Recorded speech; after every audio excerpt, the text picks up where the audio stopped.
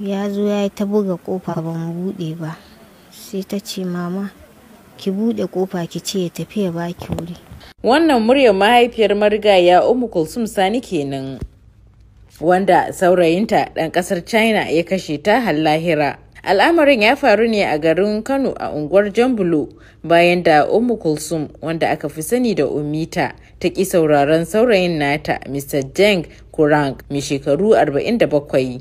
Bincike ya nuna cewa sun shafe shekara guda da ɗan China suna soyayya, daga bisani margayiya ta nuna aurensu ba mai yiwuwa ba ne. Alhali a bangaren ɗan China, bayan shafe lokaci mai tsayi sai Ummita ta auri wani daban wanda ba shi ba, hakan ya harzuka shi har hakan ta faru. Mun ji ta bakin mahaifiyar margayiya wanda ta ce bayan Mr. Deng ya shafe lokaci yana buga musu kofa, ana buɗe masa ya nufi ɗakin Ummita. A cikin ɗaki kan gado ya danne ta. To da ya zo da aka ta buga kofan da ya shigo, kakami ya faru?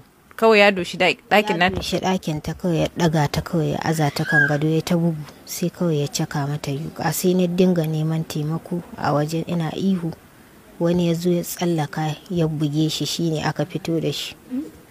'Yan uwan Ummita su ma sun bayyana mana yadda abin ya wakana. Sai take ce mama ya kamata ki je mama ki mai magana, ki ce ki nuna bacin ranki, kar ya ƙara zuwa miki gida. Ai ba haka ake yi ba, mutum kawai ya shigo gidan mutane haka. Shine sai ta ce to shikenan. Tana zuwa wajen, bai ma bi ta kanta ba, tana buɗe kofa kawai sai ya irin bangaje ta, sai ya bi ta.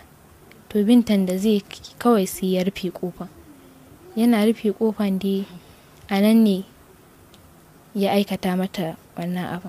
Ni dai na san su tare, amma ba wani jimawa suka yi ba, don ba su wuce irin kusan shekara ɗaya ba haka da haɗuwa.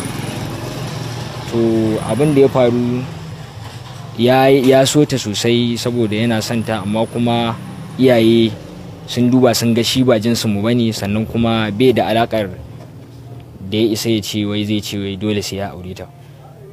Kuma ya yi duk yadda zai ya ga ya aure ta, amma kuma yan uwa da abokan arziki duk sun ce bai kamata ba, saboda bai kamata a matsayin mu na musulmai ba mu je mu aure wani jinsi kuma arne ma, wanda misali a ce bai da ma wani addini, pagan ne. Mun tuntuɓi kakakin rundunar 'yan sandar jihar Kano SP Abdullahi Haruna Kiyawa, wanda ya tabbatar da faruwar al'amarin, tare da cewa tuni ɗan China yake hannun hukuma. Bayan ya je wannan gida sai suka samu rashin jituwa tsakaninsu, wanda ta nan ne kuma wato ya zaro wuka a jikinsa ya caka mata a wuyanta da wasu ɓangarori na jikinta, wanda kuma ta faɗi cikin jini. Yanzu haka dai wannan ɗan ƙasar China da ya aikata wannan kisan kai da ake zarginsa da shi, an kama shi yana hannun 'yan sanda. Baraka Bashir, murya Amurka daga Kano a Najeriya.